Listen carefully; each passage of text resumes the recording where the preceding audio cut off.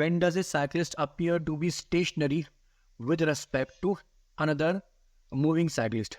सो जैसे ये दो साइक्लिस्ट हैं, cyclist A and cyclist B, ठीक है, ये दोनों एक ही डायरेक्शन में मूव कर रहे हैं, ठीक है।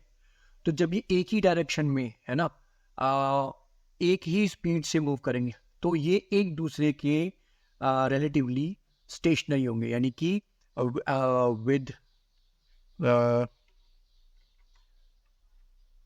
With same speed in same direction, in same direction। जब ये एक ही स्पीड से एक ही डायरेक्शन में मूव कर रहे हैं, तो ये एक दूसरे की तुलना में, एक दूसरे के रिलेटिवली ये स्टेशनरी होंगे। इसका मतलब ये नहीं है कि ये रुके हुए हैं, ये एक दूसरे की तुलना में ये स्टेशनरी है, बट सराउंडिंग्स की तुलना में। जैसे सराउंडिंग्स की हम बात कर ले, मान लीजिए यहाँ पर कोई पोल आ गया, ठीक है, यहाँ पर कोई पोल आ गया, तो ये पोल इनको पीछे जाता हुआ दिखाई पड़ेगा, ठीक है। ये ग्राउंड है, ठीक है, ये ग्राउंड इनको पीछे जाता दिखाई पड़ेगा। तो ग्राउंड की, पोल की सराउंडिंग्स की तुलना में, उनके रिलेटिवली, तो ये मूव कर रहे हैं आगे की तरफ, लेकिन चूंकि इनकी सेम स्पीड और सेम डायरेक्शन है, इसलिए एक दूसरे की तुलना में, एक दूसरे के रिलेटिवली ये स्टेशनरी दिखाई पड़ेंगे। रिलेटिवली का मतलब होता है तुलना, है ना, एक की तुलना में दूसरा। Next, can the earth be regarded as point object when it is describing its yearly journey around the sun? तो देखिए, ये रहा सन, ठीक है, और अर्थ जो सन के अराउंड चक्कर लगाती है वो कुछ इस तरह से लगाती है, इस तरह से, ठीक है, और ये रही सन, सॉरी ये रही अर्थ, ठीक है। तो अब अगर हम इसकी पाथ, जो इसने पूरे एक साल में ये जो पाथ कवर की, ये जो एक साल में पूरे अर्थ ने जो ये पाथ कवर की, अगर इसकी लेंथ देखें और अर्थ का डायमीटर देखें, तो हमें दिखाई पड़ता है earth is very very small in comparison to its orbit around the sun, ठीक है। तो इस केस में हम अर्थ को एक पॉइंट ऑब्जेक्ट मान सकते हैं। यस, अर्थ को हम एक पॉइंट ऑब्जेक्ट मान सकते हैं। कब? जब हम इसकी तुलना करें इसकी ईयरली जर्नी अराउंड द सन, जो उस पाथ से जो कि ये एक साल में कवर अप करती है सन के आजू बाजू घूम करके, तो उसकी तुलना में yes, sun is a point object, sorry earth is a point object. Next चलते हैं, can the displacement be greater than distance travelled by an object? देखिए, पूछ रहा है कि क्या जो डिस्टेंस है, क्या जो डिस्प्लेसमेंट है वो डिस्टेंस से ज्यादा हो सकता है? तो देखिए, हमने दो पॉइंट ले लिए, एक पॉइंट ए, एक पॉइंट बी, ठीक है। अब देखिए, इसके बीच में जो डिस्प्लेसमेंट होगा, डिस्प्लेसमेंट एक स्ट्रेट लाइन से शो किया जाता है, तो ये हो गया डिस्प्लेसमेंट, ठीक है, ये हो गया डिस्प्लेसमेंट। अब इसी पाथ को मैं डिस्टेंस भी कह सकता हूँ, इसी को मैं डिस्टेंस भी कह सकता हूँ, है ना। तो पहला तो केस हो गया कि जिसमें हमारा जो डिस्प्लेसमेंट है, डिस्प्लेसमेंट इक्वल टू डिस्टेंस, ठीक है, जो डिस्प्लेसमेंट है वो डिस्टेंस के इक्वल है। दूसरा केस क्या हो सकता है? देखिए, डिस्प्लेसमेंट तो ना इससे कम हो सकता ना इससे ज्यादा हो सकता, डिस्प्लेसमेंट तो फिक्स है, ठीक है। बट लेकिन देखिए, डिस्टेंस को मैं इस पूरे बोर्ड पर चक्कर लगा दूंगा ऐसे करके, ये देखिए मैंने पूरे बोर्ड पर चक्कर लगाई, घूम घूम के घूम घूम के घूम घूम के घूम घूम के, और मैं ये तब पहुंचा बी पॉइंट पर, ठीक है। तो ये सारा क्या हुआ? अगेन ये भी एक नई पाथ लेंथ हुई, ये भी एक नई पाथ लेंथ हुई। पाथ लेंथ माने डिस्टेंस, है ना, ये डिस्टेंस हुआ। तो हम यहाँ क्या देखते हैं? या तो डिस्टेंस डिस्प्लेसमेंट से बड़ा होगा, ये हुई हमारी second condition, displacement is less than distance, है ना। या तो डिस्प्लेसमेंट डिस्टेंस के बराबर होगा या डिस्प्लेसमेंट डिस्टेंस से छोटा होगा। किसी भी हालत में डिस्प्लेसमेंट डिस्टेंस से बड़ा नहीं हो सकता। थर्ड कंडीशन कि displacement is greater than distance, ना, ये पॉसिबल नहीं है, ये हो ही नहीं सकता, ठीक है। इसका कारण यही है कि भाई आप डिस्टेंस जो पाथ लेंथ है वो आप कोई भी चुन सकते हैं। देखिए, मैंने एक ये चुनी थी, ये फर्स्ट पाथ लेंथ थी, ठीक है, ये यहाँ पर ये दूसरी एक थी, अब एक मैं तीसरी चुन सकता हूँ, ये मैंने चुन ली, ये थर्ड पाथ लेंथ हो गई, है ना। तो पाथ लेंथ या डिस्टेंस तो मेरे अलग अलग अलग अलग हो सकते हैं, है ना, पर डिस्प्लेसमेंट तो एक ही होगा। दो पॉइंट्स के बीच में स्ट्रेट लाइन के थ्रू शो किया गया जो डिस्टेंस है, दैट इज कॉल्ड डिस्प्लेसमेंट। तो इसलिए डिस्प्लेसमेंट कभी भी डिस्टेंस से बड़ा नहीं हो सकता। नेक्स्ट चलते हैं, can the speed of body be negative? क्या बॉडी की स्पीड नेगेटिव हो सकती है? देखिए, जो स्पीड है, speed is equal to distance upon time. ठीक है, स्पीड जो होती है वो डिस्टेंस अपॉन टाइम होती है। अब डिस्टेंस क्या है? एक स्केलर क्वांटिटी है, ठीक है। इसी तरह से स्पीड भी एक स्केलर क्वांटिटी है। हमने पीछे देखा था कि जो डिस्टेंस होता है वो या तो डिस्प्लेसमेंट से बड़ा होता है या डिस्प्लेसमेंट के बराबर होता है। कभी भी डिस्टेंस जो है डिस्प्लेसमेंट से कम नहीं हो सकता, और डिस्टेंस जो है कभी भी नेगेटिव नहीं हो सकता। डिस्टेंस कभी भी नेगेटिव नहीं हो सकता। अब डिस्टेंस अगर कभी नेगेटिव नहीं हो सकता तो इसी पर स्पीड डिपेंड करती है, तो स्पीड भी कभी नेगेटिव नहीं हो सकती। ठीक है, नेक्स्ट चलते हैं। Can a body have a constant speed and still have varying velocity? एक बॉडी जो कि कांस्टेंट स्पीड से मूव कर रही है, उसकी वेरिंग वेलोसिटी हो सकती है? बिल्कुल, यस, इसका आंसर होगा यस। कैसे? देखिए, अब हमारे पास ये एक पार्टिकल है जो कि सर्कुलर पाथ में घूम रहा है। एक पार्टिकल इस सेंटर के अराउंड सर्कुलर पाथ में घूम रहा है, ठीक है। एक पार्टिकल सेंटर के अराउंड सर्कुलर पाथ में घूम रहा है। अब देखिए, ये जो पार्टिकल सर्कुलर पाथ में घूम रहा है ना, अगर हम ये कह दें कि इस लेट से इसकी जो मोशन की जो स्पीड है दैट इज लेट से 2 मीटर पर सेकेंड, 2 मीटर पर सेकेंड, ठीक है। तो ये 2 मीटर पर सेकेंड की स्पीड से घूम रहा है और ये कांस्टेंट है, तो ये कांस्टेंट हो गई, है ना। For example, speed of earth around the sun, speed of earth around sun, है ना। तो speed of earth around sun ये कैसी है? कांस्टेंट है। क्या ये कभी बदलती है? नहीं। अगर बदलेगी तो दिनों रात में और जो हमारी जो ऋतुएं बनती हैं, सीजन्स होते हैं, उनमें फर्क आ जाए। इसलिए speed of earth is constant around the sun. But कोई भी चीज जो कि एक सर्कुलर पाथ में घूम रही होती है, eight every point of that path उसकी वेलोसिटी चेंज हो रही होती है। वेलोसिटी क्या चेंज होती है? देखिए, अगर मुझे इस पॉइंट पर वेलोसिटी फाइंड आउट करनी, तो मैं एक टेंजेंशियल खींचूंगा, that will give me the direction of the velocity. मुझे इस पॉइंट पर अगर उसकी वेलोसिटी की डायरेक्शन फाइंड आउट करनी तो मैं टेंजेंट खींचूंगा, ये हुई। तो हम देखते हैं कि अगर हम हर पॉइंट पर एक टेंजेंट खींचते जाए, ठीक है, हर पॉइंट पर एक टेंजेंट खींचते जाए, तो हमें वहां पर वेलोसिटी की डायरेक्शन मिल जाती है। तो वेलोसिटी की डायरेक्शन क्या आपको हर जगह सेम दिख रही है? नहीं, एट एवरी पॉइंट वेलोसिटी जो है चेंज हो रही है। तो हम ये कह सकते हैं कि भाई कोई भी चीज जो एक सर्कुलर पाथ में घूम रही है, उसकी स्पीड तो कांस्टेंट हो सकती है, उसकी स्पीड तो कांस्टेंट होगी, बट वेलोसिटी वेरिंग होगी। तो यस, उसकी कोई ऐसी चीज जो कि सर्कुलर पाथ में घूमती है, उसकी speed constant and velocity varying होती है। नेक्स्ट चलते हैं। Can a body have a constant velocity and still have the varying speed? No, ये पॉसिबल नहीं है, ठीक है, ये पॉसिबल नहीं है। मतलब जो हमने पिछला केस पढ़ा उसका उल्टा पॉसिबल नहीं है, ठीक है। कभी भी ऐसा नहीं हो सकता कि आपकी स्पीड तो वेरिंग हो बट वेलोसिटी कांस्टेंट हो, so that is not possible. Next चलते हैं। Can A particle in one dimension motion have zero speed and a non zero velocity? ठीक है, तो देखिए, जैसे यहां पर हमारे पास ये एक पार्टिकल है, ठीक है, तो ये इधर जाएगा, या तो इधर जा सकता है या तो इधर जा सकता है ना। वन डायमेंशन में तो ऐसे ही जा सकते हैं। तो पूछ रहा है motion have zero speed and non zero velocity. देखिए, वेलोसिटी क्या होता है?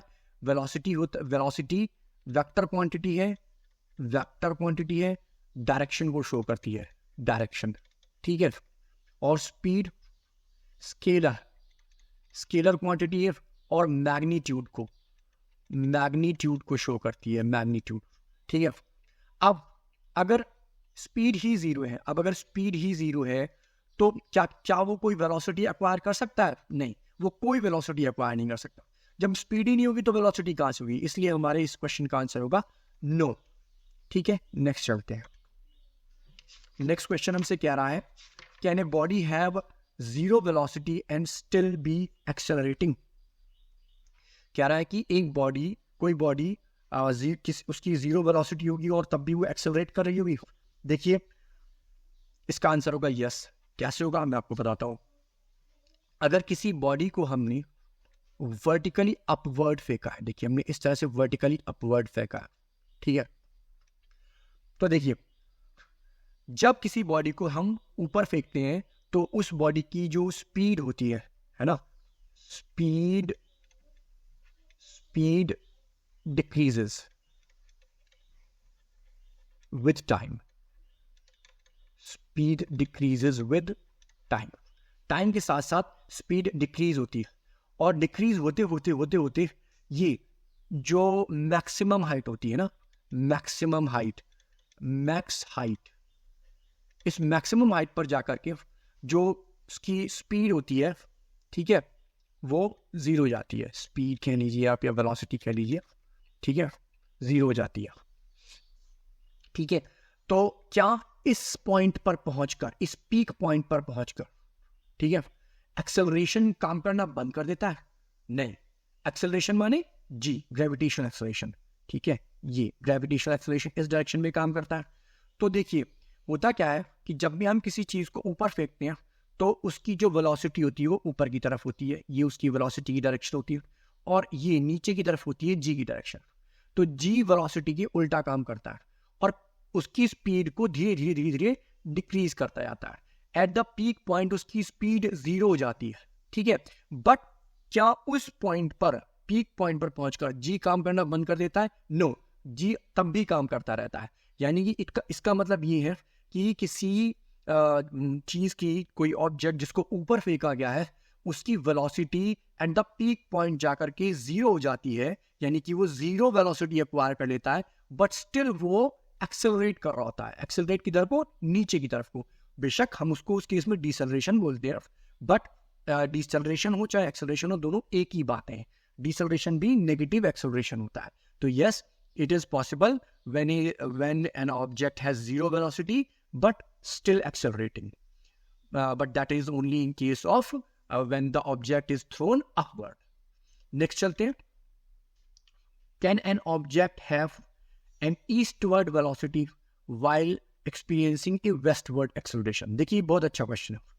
देखिए ये हमारे पास एक पेंडुलम है, ठीक है, पेंडुलम ये रहा पेंडुलम, ये कुछ मास है, मास m, ठीक है। अब हमने इसको थोड़ी सी इसको इधर खींच करके हमने ऐसे करके छोड़ दिया, ठीक है। तो ये पेंडुलम हमारा इस तरह से ऑसिलेट करेगा, ठीक है, इस तरह से ऑसिलेट करेगा। अच्छा, अब देखिए, अब जब ये इस मीन पॉइंट से या इस मीन पॉइंट से पेंडुलम इस तरफ की डायरेक्शन, इस तरफ की वेलोसिटी करता है, ठीक है, तो हम यहाँ क्या देखते हैं कि इस पॉइंट से, इस मीन पॉइंट से यहां तक जाते जाते इसकी स्पीड जो है वो धीमी पड़ जाती है, और इस पॉइंट पर पहुंचकर इसकी जो वेलोसिटी या स्पीड है, ठीक है, इसकी स्पीड या वेलोसिटी जीरो हो जाती है। इसकी स्पीड जो है इस पॉइंट पर पहुंचकर जीरो हो जाती है। उसके बाद ये इस तरफ चलने लगता है। तो अब देखिए हम इस मैक्सिमम पोजीशन, ये जो मैक्स पोजीशन है, इस पर जरा अपना ध्यान लगाते हैं। यहाँ पर देखिए ये यहाँ पर इसकी स्पीड जीरो क्यों हो गई, जबकि मीन पोजीशन पर इसकी स्पीड जो होती है वो मैक्सिमम होती है। Speed at mean position max होती है। तो यहाँ पर जब इसकी स्पीड मैक्सिमम थी तो यहाँ पीक पॉइंट पर पहुंचते पहुंचते इसकी स्पीड जीरो क्यों गई? उसका कारण ये था कि बेशक सिर्फ इसकी वेलोसिटी इस डायरेक्शन में थी, वेलोसिटी तो इसकी थी ईस्टवर्ड, ठीक है, वेलोसिटी तो थी इसकी ईस्टवर्ड, बट इस पर एक फोर्स है ना वेस्टवर्ड, यानी कि एक्सेलरेशन वेस्टवर्ड काम कर रहा था। एक्सेलरेशन जो था वो वेस्टवर्ड काम कर रहा था, ठीक है। तो जब वेलोसिटी के उल्टा एक्सेलरेशन काम करता है then it is called deceleration, तब हम उसको डिसेलरेशन कहते हैं। तो यस, जब पेंडुलम के केस में जब पेंडुलम ईस्टवर्ड मोशन करता है तो उसका जो डिसेलरेशन है वो वेस्टवर्ड होता है। सिमिलरली जब वो वेस्टवर्ड जाएगा तो उसका एक्सेलरेशन ईस्टवर्ड होगा। यानी कि पेंडुलम के केस में, पेंडुलम के ऑसिलेशन के केस में वेलोसिटी के ऑलवेज उल्टी डायरेक्शन में एक्सेलरेशन काम करता है। नेक्स्ट चलते हैं। Can the direction of velocity of an object change when acceleration is constant? देखिए कह रहा है क्या जो किसी ऑब्जेक्ट की वेलोसिटी चेंज होती है जबकि एक्सेलरेशन कांस्टेंट हो? Yes, it happens. कब होता है ये? जब हमने किसी ऑब्जेक्ट को अपवर्ड थ्रो किया।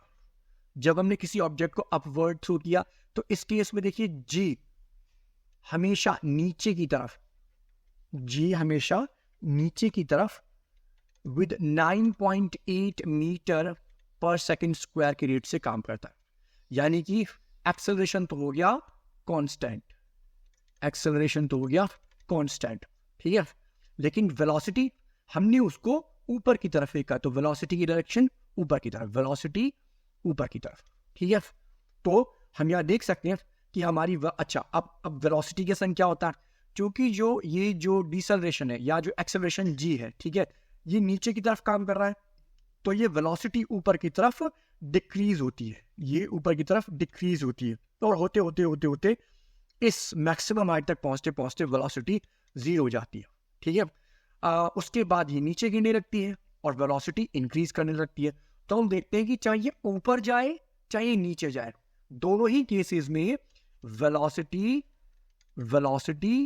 चेंजेस है ना, वेलोसिटी चेंजेस बट एक्सेलरेशन यानी कि जी ऑलवेज रिमेन कांस्टेंट, ठीक है। नेक्स्ट चलते हैं। नेक्स्ट हमसे क्या है, is it possible for a body to be accelerated without speeding up और slowing down? If so give an example, ठीक है। तो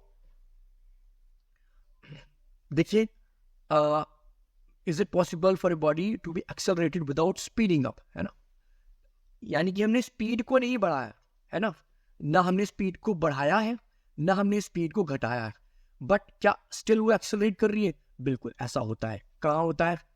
सेम अगेन, जब कोई पार्टिकल एक सर्कुलर मोशन में घूम रहा है ना, जब भी कोई पार्टिकल एक सर्कुलर पाथ में घूम रहा है तो उस केस के अंदर उसकी जो स्पीड होती है ना, इन सर्कुलर मोशन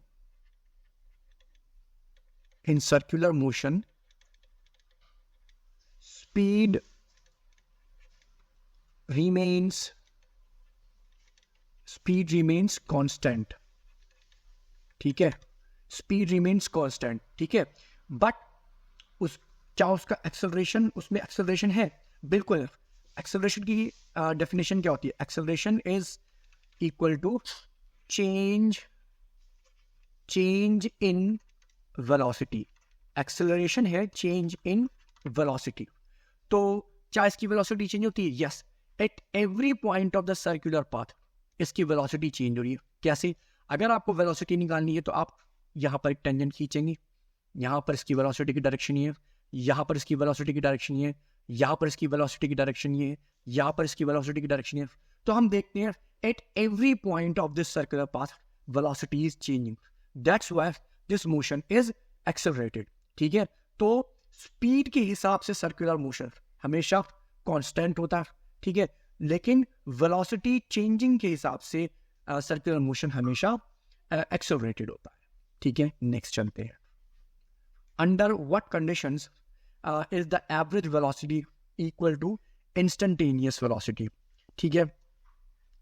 तो जब मतलब कह रहा है कि किस कंडीशन में हमारी एवरेज वेलोसिटी इंस्टेंटेनियस वेलोसिटी के बराबर होती है, ठीक है।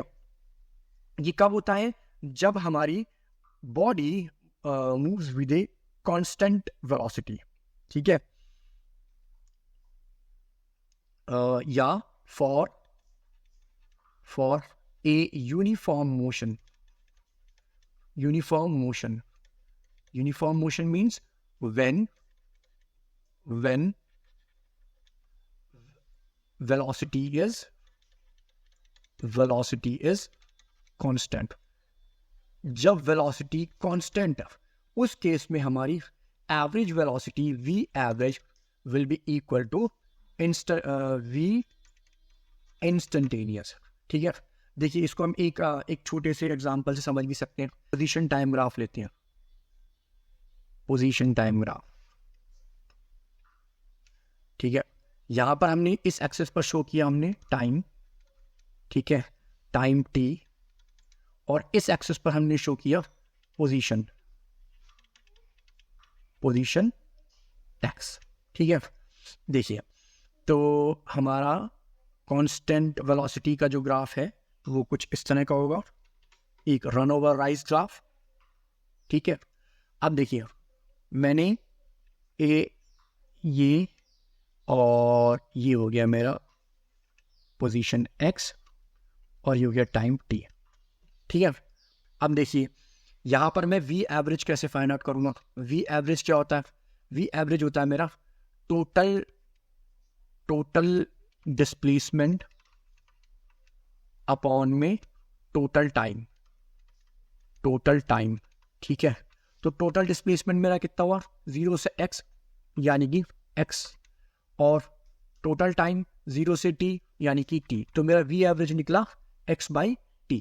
सिमिलरली अगर मैं यहाँ पर इंस्टेंटेनियस वेलोसिटी निकालना चाहूँ, that v is equal to dx upon dt.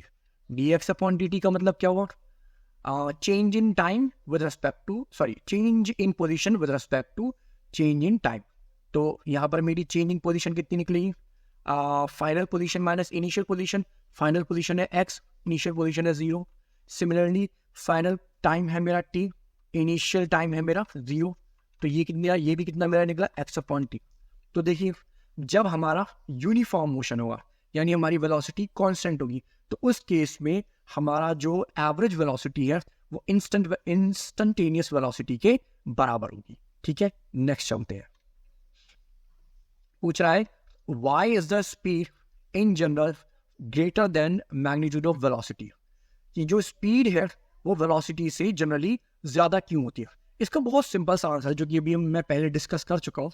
देखिए जो डिस्प्लेसमेंट होता है, डिस्प्लेसमेंट जो होता है वो या तो डिस्टेंस के इक्वल होता है, या जो डिस्प्लेसमेंट होता है वो डिस्टेंस से छोटा होता है ना, डिस्टेंस से छोटा होता है. अब डिस्टेंस से बनती है स्पीड, है ना, डिस्टेंस के लिए हम लेते हैं स्पीड, और डिस्प्लेसमेंट के लिए लेते हैं वेलोसिटी. ठीक है, तो अब हम यहाँ देख सकते हैं चूंकि डिस्टेंस कैन नेवर बी, हम यहाँ लिख देते हैं distance can never be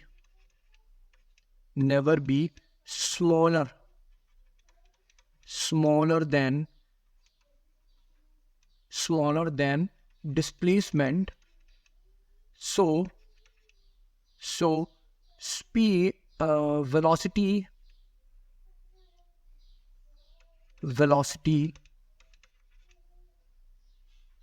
can never be greater than speed. ठीक है, वेलोसिटी कभी भी स्पीड से ज्यादा नहीं हो सकती, स्पीड हमेशा ज्यादा ही होगी. Next, is the direction of acceleration same as the direction of velocity. ये इस केस में हम देखते हैं, हमसे कह रहा है कि क्या एक्सेलरेशन की डायरेक्शन वेलोसिटी की डायरेक्शन के हमेशा उसी डायरेक्शन में होती है? तो नहीं. जब भी रिटार्डेशन की case, in case of retardation और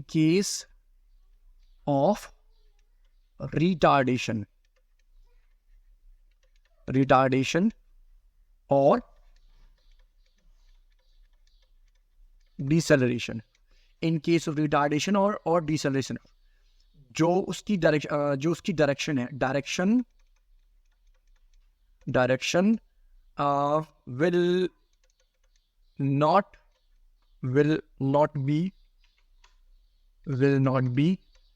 same as velocity. ठीक है, तो जैसे एक आप सिंपल से एग्जांपल से समझ सकते हैं कि जिस तरह से जब आप मान लीजिए आप अपनी कार या स्कूटी से जा रहे हैं, ये आपकी कार है, ठीक है, ये आपकी कार है, अब ये इस डायरेक्शन में मूव कर रही है, ठीक है, ये उसका ब्रेक है, ठीक है, जब आप इस ब्रेक को दबाते हैं तो ये कार जो है रुकने लगती है।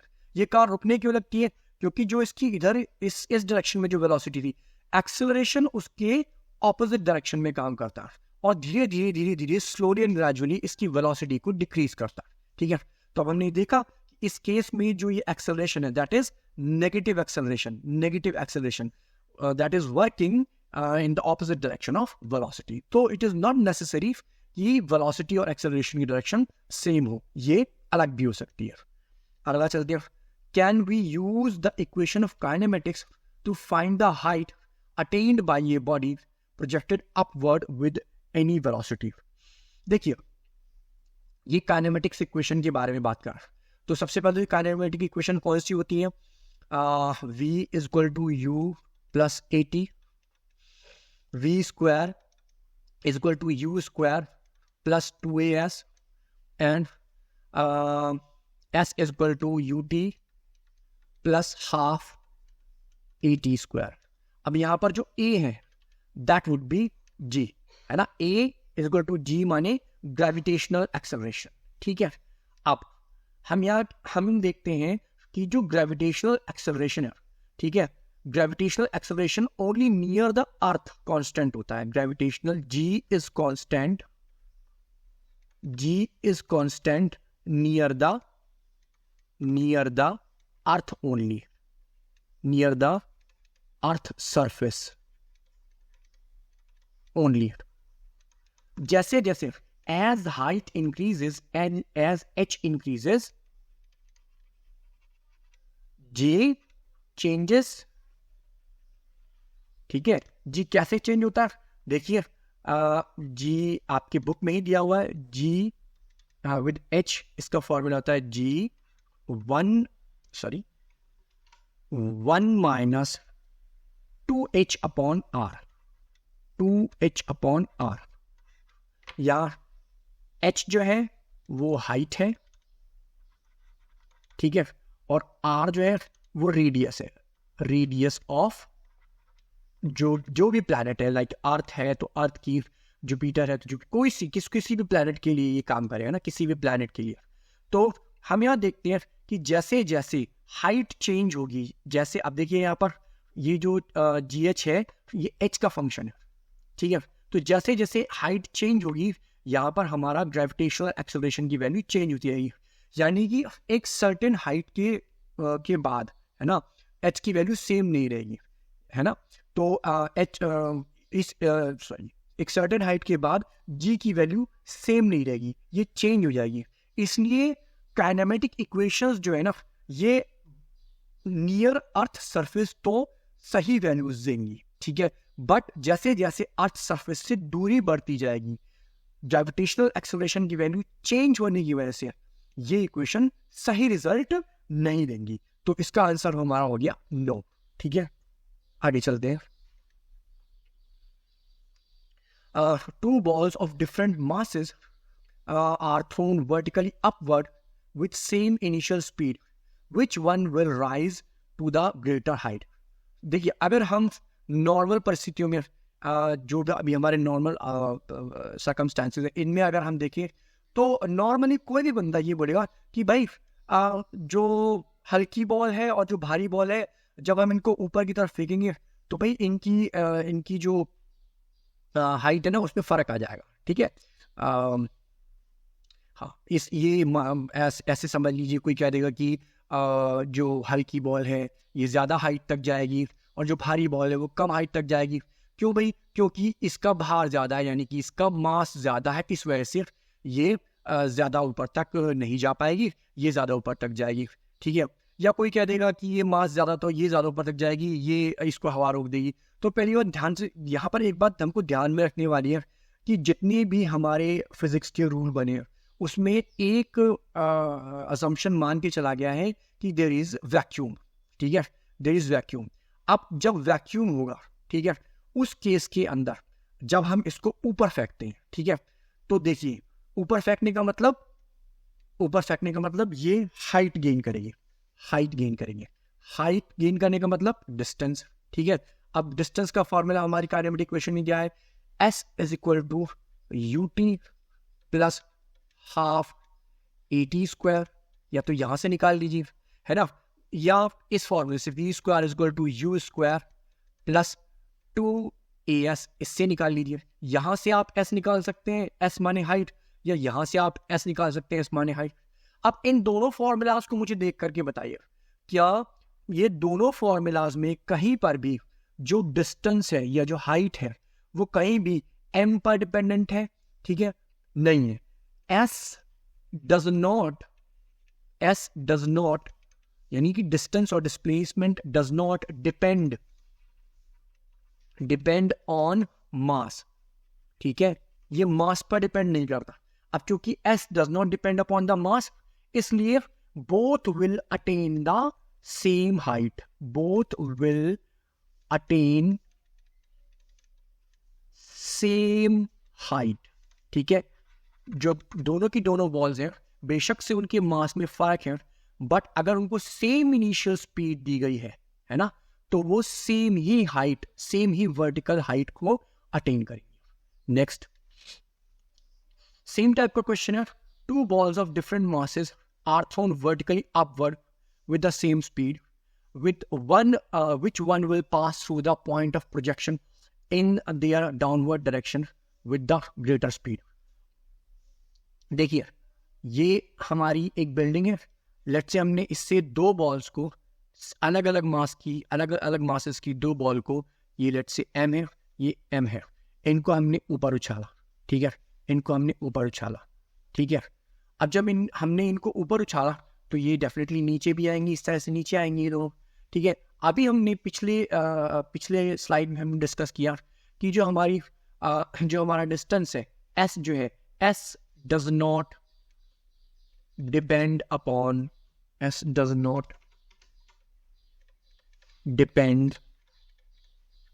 अपॉन मास, है ना। ये भी हमने पीछे ही डिस्कस किया कि s जो है मास पर निर्भर नहीं करता।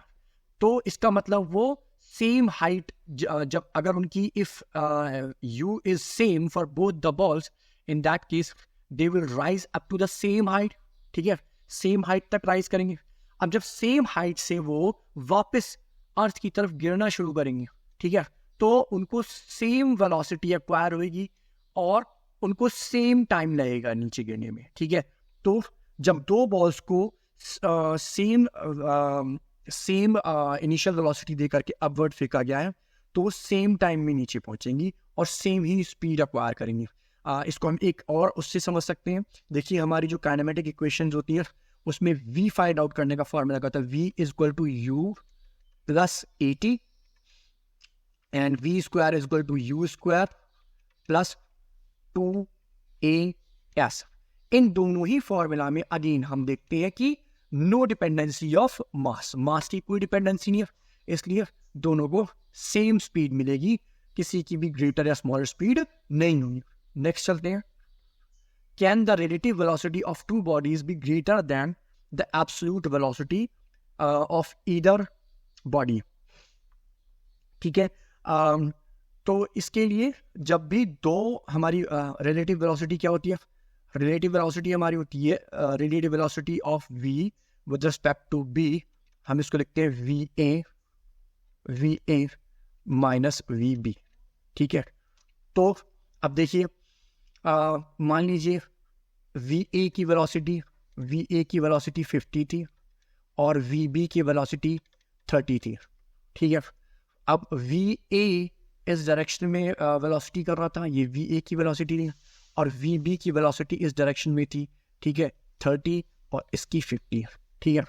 तो देखिए अगर हम va की वेलोसिटी को पॉजिटिव लेते हैं उस केस में हमें vb की वेलोसिटी को नेगेटिव लेना पड़ेगा, क्योंकि vb की वेलोसिटी va की वेलोसिटी की ऑपोजिट डायरेक्शन में, तो वी ए बी कितना निकलेगा, velocity of A with respect to B, V A हमारी है 50 माइनस वी बी है हमारी 30 नेगेटिव। अब देखिए यहाँ हमारे पास कितना हो गया, 50 प्लस 30 इज इक्वल टू 80। अब इनकी एब्सोल्यूट वेलोसिटी तो 50 एंड 30 थी। अब आप देखिए या इस केस में हमारी जो रिलेटिव वेलोसिटी है वो इस वेलोसिटी से ज़्यादा है, एब्सोल्यूट वेलोसिटी से ज़्यादा। तो ये हम यहाँ पर कह सकते हैं यस, इन केस जब दो बॉडीज एक दूसरे के ऑपोजिट डायरेक्शन में वेलोसिटी कर रही हूँ, तब उनकी जो वेलोसिटी, रिलेटिव वेलोसिटी, वो एब्सोल्यूट वेलोसिटी से ज़्यादा होती है। देखिए इस क्वेश्चन में हमसे पूछ रहा है, even when rain is falling vertically downwards the front screen of a moving car gets wet while the back screen remains dry, why. देखिए ये एक कार है, ठीक है, ये एक कार है, ये उसकी फ्रंट स्क्रीन है, ठीक है, ये उसकी फ्रंट स्क्रीन है, ठीक है। अब कार जो मोशन कर रही है वो इस डायरेक्शन में कर रही है, ठीक है, और जो जो रेन हो रही है वो तो हमेशा वर्टिकल होती है। तो हमने कार की वेलोसिटी को ले लिया वी ए और रेन की वेलोसिटी को ले लिया वी बी, ठीक है। अब देखिए जो कार की फ्रंट स्क्रीन है वो वेट क्यों होती है, बिकॉज रेन, मैं कारण नहीं देता हूँ, rain hits the car with relative velocity of rain with respect to car। यानी कि जो रेन है ना, वो जो उसकी जो वेलोसिटी है, एक्चुअल वेलोसिटी, उससे कार की फ्रंट स्क्रीन को हिट नहीं करती है, बल्कि रिलेटिव वेलोसिटी से, रेन की relative velocity with respect to car से जब उसको हिट करती है, इस वजह से कार की फ्रंट स्क्रीन गीली हो जाती है। तो इसे समझेंगे कैसे, देखिए relative velocity of rain with respect to car है ना, यानी वी बी ए कितनी होगी, V B minus V A, ठीक है। अब हमारे पास दो वेक्टर हैं, देखिए वी बी तो ये रहा, ठीक है, वी ए ये रहा, ठीक है, ये है वी ए, ये है वी बी। अब देखिए हमारे को क्या निकालना है, V B minus V A, तो हमको नेगेटिव वी ए चाहिए। तो देखिए नेगेटिव वी ए तो इस डायरेक्शन में होगा, ए ये हो गया नेगेटिव वी। अब इन दोनों का रिजल्टेंट वेक्टर चाहिए हमको, तो देखिए मैं इसको पैरेललोग्राम लॉ से यहाँ पर जोड़ देता हूँ, ठीक है। तो देखिए ये हो गया मेरा इसका resultant vector, that is V B A, है ना, relative velocity of rain with respect to car. तो देखिए अब इसकी डायरेक्शन क्या, इसकी डायरेक्शन ये है, इसकी डायरेक्शन हमारी ये रही ये। तो जो रेन की जो रिलेटिव वेलोसिटी है उसकी डायरेक्शन बिल्कुल फ्रंट स्क्रीन के सामने पड़ती है। तो देखिए ये फ्रंट स्क्रीन को भिगोएगी, जबकि अगर हम इसको इसी तरह से आगे ले जाएं तो हम देखते हैं कि जो relative velocity of rain with respect to car है वो बैक स्क्रीन को बिल्कुल वेट नहीं कर सकती, क्योंकि ये देखिए किस तरह से क्या एंगल पड़ रहा है, और यहाँ पर इसका एंगल बिल्कुल जो फ्रंट स्क्रीन है इसका एंगल बिल्कुल relative velocity of rain with respect to car के सामने पड़ रहा है। इस वजह से जो हमारी फ्रंट विंड स्क्रीन है, फ्रंट स्क्रीन जो कार की होती है वो हमारी वेट हो जाती है, और जो बैक स्क्रीन है वो कभी भी वेट नहीं होती है। नेक्स्ट चलते हैं, नेक्स्ट क्वेश्चन हमसे पूछा, is it possible that the brakes of a car are so perfect that the car stops instantaneously, if not why? देखिए पहले तो ये समझते हैं कि जब हम कार में ब्रेक लगाते हैं तो रुक कैसे जाती है, इस बात को समझिए। देखिए ये कार है, अगेन ये हमारी एक कार है, ये कार है, ये इस डायरेक्शन में मोशन कर रही है, तो ये रहा हमारा ग्राउंड, ठीक है, ये है हमारा ग्राउंड, ठीक है, ग्राउंड है हमारा, ठीक है। मैं थोड़ा सा इसको ऐसे बनाया हूँ, ये ग्राउंड है हमारा, ठीक है। इस पर हमारी कार मोशन कर रही है। अब जब हम इस पर ब्रेक लगाते हैं तब ध्यान दीजिए, ठीक है, जब हम इस पर ब्रेक अप्लाई करते हैं तो ब्रेक क्या करते हैं, ब्रेक या कार में एक ड्रम होता है, ठीक है, उसमें इस तरह से ब्रेक होते हैं, इस तरह से दोनों तरफ ब्रेक होते हैं, ये दोनों बाहर की तरफ खिसक जाते हैं, ठीक है, और ये कार के ये जो ब्रेक जब हम लगाते हैं तो ब्रेक कार के पहियों को रोकते हैं, है ना, ब्रेक्स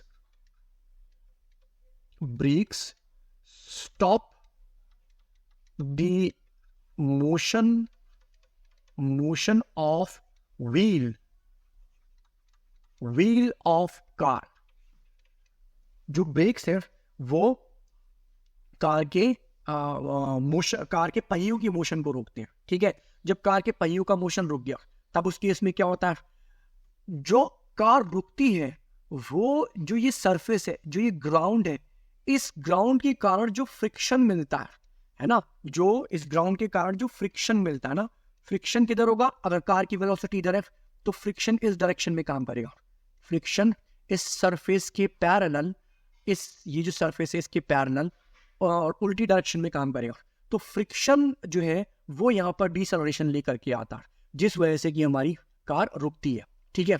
अब कोई भी सरफेस इतना रफ नहीं हो सकता कि वो जो एक मूविंग कार है उसके एक्सेलरेशन को इंस्टेंटेनियसली जीरो ले आए।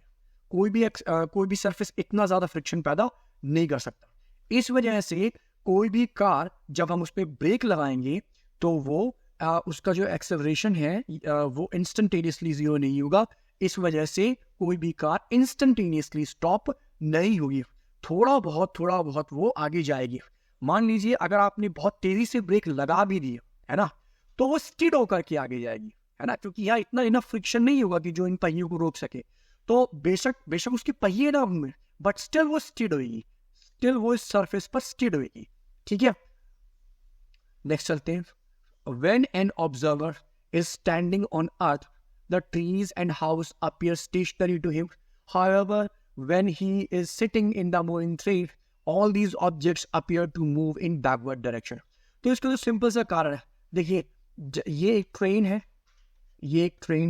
ठीक है, इसमें ये एक ऑब्जर्वर बैठा हुआ है, ये यहाँ पर हमारा एक पेड़ लगा हुआ है, ठीक है।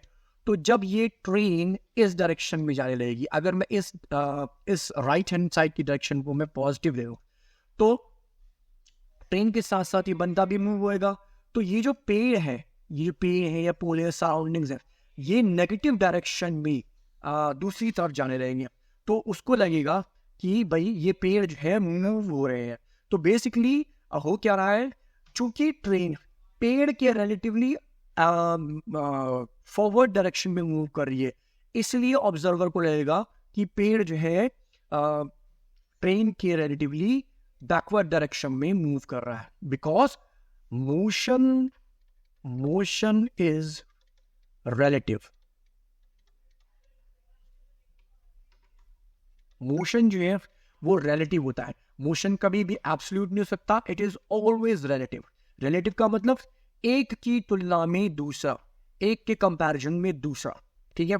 तो अगर एक आगे जा रहा है तो दूसरा पीछे जाता हुआ दिखाई पड़ेगा। नेक्स्ट चलते हैं। The displacement of a body is given to proportional to the cube of time elapsed. What is the nature of the acceleration of the body? वो कह रहा है कि डिस्प्लेसमेंट जो है वो टाइम के क्यूब के प्रोपोर्शनल है, ठीक है। तो एक्सेलरेशन बताइए। तो देखिए हमने यहाँ पर इसको कांस्टेंट ऑफ प्रोपोर्शनैलिटी के लगा दिया, यहाँ पर टी क्यूब हो गया, ठीक है। तो अब हम इसको डिफ्रेंशिएट कर देते हैं वेलोसिटी के लिए। वेलोसिटी हो गई d by d T of s is equal to k d by d T of t cube, ठीक है। Then it becomes v is equal to 3k t square. अब एक्सेलरेशन लाने के लिए इसे एक बार और डिफ्रेंशिएट कर देते हैं, ठीक है। Then it becomes d upon D T of v is equal to 3k। Constant का डिफरेंशिएशन 0 होता है, इसलिए कांस्टेंट्स को साइड में रख देते हैं, d upon D T of t, ठीक है, टी स्क्वायर सॉरी। तो यहाँ पर हो गया acceleration dv upon dt gives us, देखिए d upon dt of s gives us v and d upon dt of v gives us acceleration. ये बहुत इंपॉर्टेंट बात है, इसे आपको याद रखना. 3k और ये इसका t टू दी पावर 2 का डिफ्रेंशिएशन हो जाता है 2t. ठीक है, देखिए मैं यहाँ पर डिफ्रेंशिएशन का फॉर्मूला लिख देता हूँ. x to the power a का डिफ्रेंशिएशन होता है a x to the power a minus 1. मैंने इस रूल का इस्तेमाल किया. ठीक है, then acceleration becomes, acceleration is equal to 6kt. 6k हमारा कांस्टेंट है तो हम इसको हटा देते हैं. अब यहाँ प्रोपोर्शन का साइन लगाते हैं तो हमें देखते हैं कि जो एक्सेलरेशन है उसका नेचर t के प्रोपोर्शन में, यानी कि as t increases acceleration also increases. ठीक है, नेक्स्ट चलते हैं. नेक्स्ट क्या रहा है, the average velocity of a particle is equal to the instantaneous velocity. What is the nature of displacement time graph. ठीक है, तो इस केस में हमारा डिस्प्लेसमेंट टाइम ग्राफ जो है वो एक स्ट्रेट लाइन होगा. Average velocity of particle is equal to the instantaneous velocity. तो इसमें हमारा डिस्प्लेसमेंट टाइम ग्राफ जो है वो एक स्ट्रेट लाइन होगा. इस तरह से हमारा एक डिस्प्लेसमेंट टाइम ग्राफ एक स्ट्रेट लाइन होगा. ठीक है,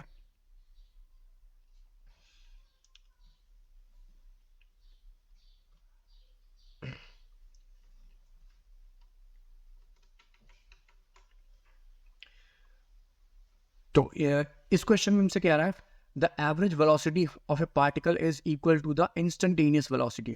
what is the nature of its displacement time graph. तो इसका जो डिस्प्लेसमेंट टाइम ग्राफ है वो एक स्ट्रेट लाइन होगा इंक्लाइन टू टाइम एक्सिस. तो हमारा देखिए डिस्प्लेसमेंट टाइम ग्राफ कैसा होगा, देखिए कुछ इस तरह से होगा हमारा, इस तरह से.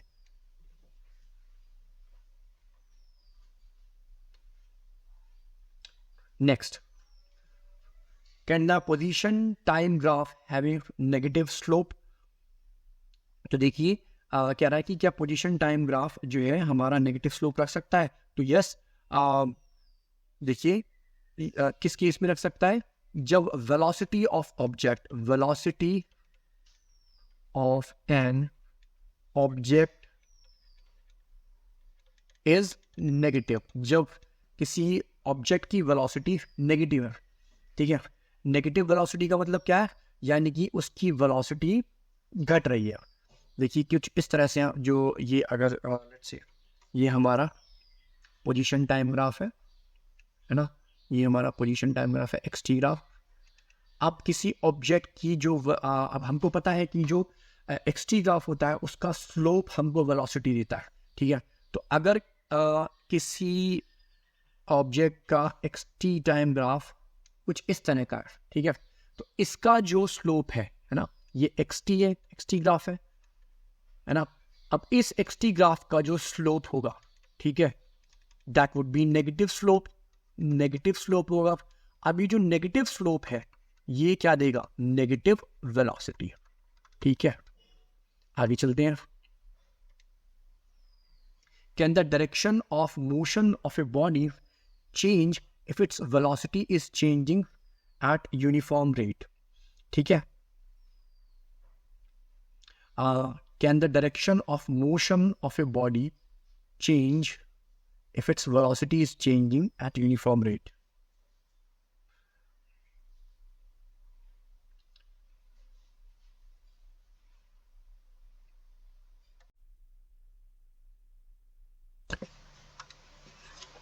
देखिए इस क्वेश्चन में क्या है, can the direction of motion of a body change if its velocity is changing eight uniform rate. तो देखिए जब भी हम किसी चीज को अपवर्ड फेंकते हैं तो इसका आंसर हुआ, सबसे पहले बात तो इसका आंसर हुआ यस, है ना. आप इसको समझ लेते हैं, जब भी हम किसी चीज को अपवर्ड फेंकते हैं, ठीक है, तो इसकी जो वेलोसिटी है ना, अपवर्ड फेंकते हैं तो वो नीचे आती है, तो जब वो ऊपर जाती है तब भी उसकी वेलोसिटी यूनिफॉर्म रेट से चेंज होती है, और जब वो नीचे आती है तब भी उसकी वेलोसिटी यूनिफॉर्म रेट से चेंज होती है. सो मैं लिख देता हूँ, when object is thrown upward, its velocity changes with uniform rate, है ना, इसकी वेलोसिटी जो है यूनिफॉर्म रेट से चेंज होती है। तो क्या डायरेक्शन ऑफ मोशन चेंज होती है? यस, बिल्कुल। देखिए इस केस में यहां से यहां तक, ए यहां से यहां तक, इस मोशन की डायरेक्शन अपवर्ड है, और यहां से यहां तक इस मोशन की डायरेक्शन डाउनवर्ड है। ठीक है, डाउनवर्ड। तो हम यहां देखते हैं कि जो वेलोसिटी है उसका चेंज तो यूनिफॉर्म है, बट मोशन की डायरेक्शन चेंज हो रही है। एक आधे पाथ के लिए अपवर्ड है, आधे पाथ के लिए डाउनवर्ड है। ठीक है।